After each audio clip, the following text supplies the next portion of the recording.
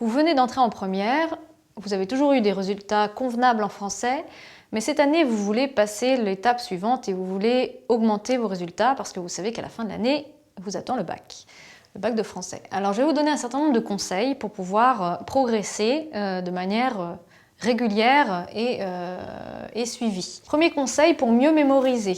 Puisque souvent, vous avez une difficulté qui est de fixer vos connaissances. Vous savez les utiliser juste après les avoir vues en cours, mais elles vont s'évanouir très vite ensuite. Alors pour mieux mémoriser, peut-être le faites-vous déjà, mais je vous encourage à continuer et à commencer, si ce n'est pas déjà fait, à faire des fiches et à utiliser des couleurs pour ça. Alors pourquoi les couleurs? En fait, c'est ça le point de mon conseil. C'est que lorsque vous faites des fiches pour réviser, ce qui est important, c'est que vous preniez plaisir à faire la fiche elle-même, qu'il y ait une dimension ludique dans le choix des couleurs, le type de feutre ou de crayon de couleur, ou voilà, le type de média, le papier aussi, qu'il y ait un papier qui vous plaise. Tout ça pour qu'il y ait une dimension presque créative, ludique là-dedans, et que le visuel final vous convienne, vous donne envie de regarder cette fiche. Vous avez une possibilité qui est celle de faire du mind mapping. Alors vous ne connaissez peut-être pas encore cette manière de mémoriser. Regardez sur internet, vous allez voir, c'est assez simple, je vous montre. Vous faites en fait une fiche avec des ronds comme ça. Et vous hiérarchisez les informations. Par exemple, si vous faites le chapitre sur la poésie, vous allez faire ensuite des petits ronds en fonction des différentes choses que vous avez vues dans le cours, avec par exemple tel auteur, on va dire Éluard, peu importe. Et puis ensuite ses poèmes, puis après en fonction de ces poèmes, qu'est-ce que vous avez vu sur tel poème, voilà. Et vous allez spatialiser, c'est-à-dire inscrire dans l'espace vos connaissances et vous allez beaucoup mieux les mémoriser. Alors le mind mapping, on pourrait développer beaucoup de choses dessus, donc je m'arrêterai là, mais sachez que c'est une possibilité. Si vous avez une mémoire visuelle, c'est-à-dire que si vous ancrez bien facilement les images, ça va vous permettre de structurer et de hiérarchiser les informations, c'est-à-dire de différencier ce qui est important, le plus important, de ce qui est moins important, ce qui va être au bout de la chaîne, et puis de structurer pour savoir qu'est-ce qui se rattache à quoi. Parce que dans un cours, c'est linéaire, vous allez avoir plein de choses et il va falloir que vous sachiez à quel moment on parle de quoi. Est-ce que quand on fait une analyse d'un texte, ça se raccroche plus à tel auteur ou à tel thème qu'à tel autre auteur ou à tel autre thème.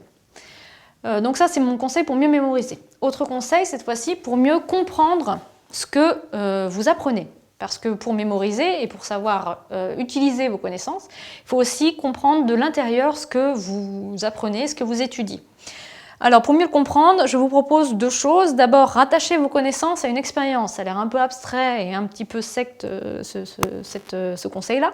Qu'est-ce que ça veut dire? Ça veut dire que si vous étudiez le théâtre, tout simplement, essayez de faire du théâtre.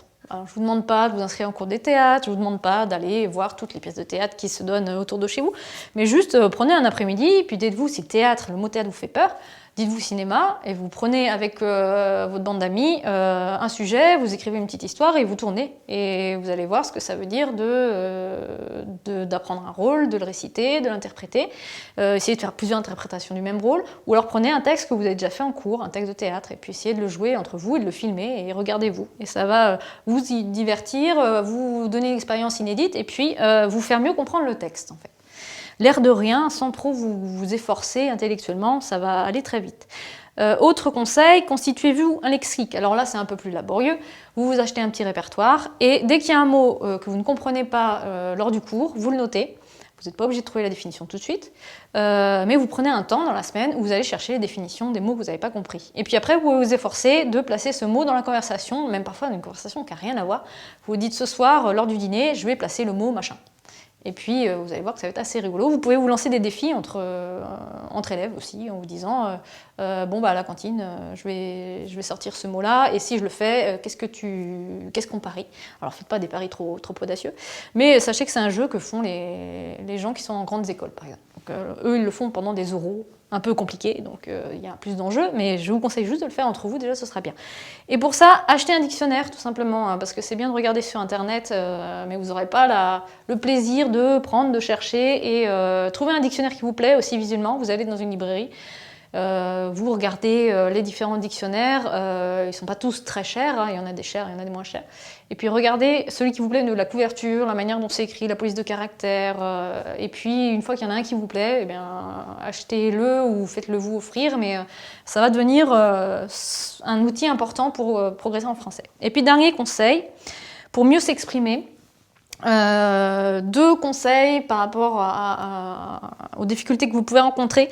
Cherchez des synonymes. Souvent, votre vocabulaire, bon, il est là, mais il n'est pas toujours très riche. Donc, efforcez-vous au quotidien, même que vous soyez en train d'écrire un devoir ou en train de parler, de chercher des synonymes, de ne pas utiliser toujours les mêmes termes, parce que finalement, ça va être très redondant.